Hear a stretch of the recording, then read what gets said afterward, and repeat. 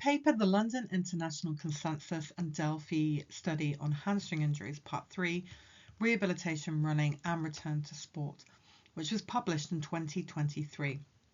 Now, this is aimed to develop an expert consensus on managing hamstring strain injuries, focusing on rehabilitation, running and return to sport protocols.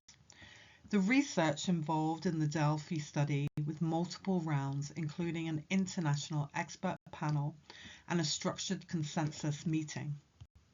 So what were the key findings from this paper?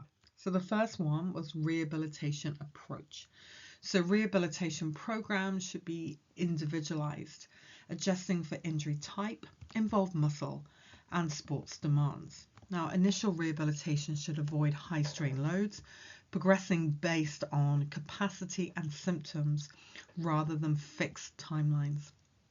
The second one was exercise and loading.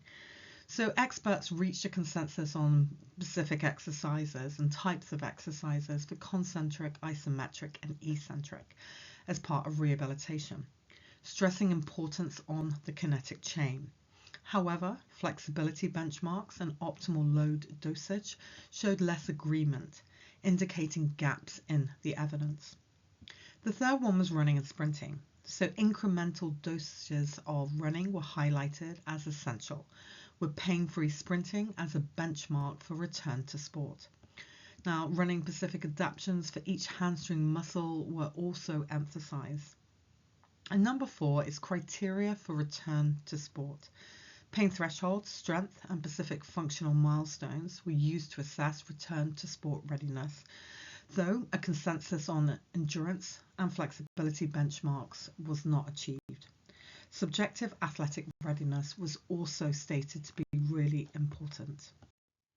So what are the conclusions? Now, this study underscores a need for further research on exercise dosage, how to change running styles, so how to adapt them, and how this links to rehabilitation to better optimize hamstring injury recovery and return to sport protocols.